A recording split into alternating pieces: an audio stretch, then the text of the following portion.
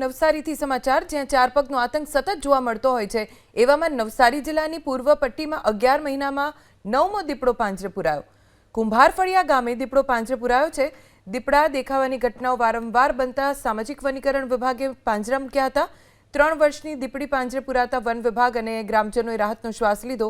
One વિભાગે દીપડાનો કબજો લઈ જંગલમાં છોડવા માટેની તજવીજ હાથ ધરી। એવામાં નવસારી જિલ્લાની પૂર્વ પટ્ટીમાં 11 મહિનામાં 9મો દીપડો પાંજરે પુરાયો। કુંભારફળિયા ગામે દીપડો પાંજરે પુરાયો છે।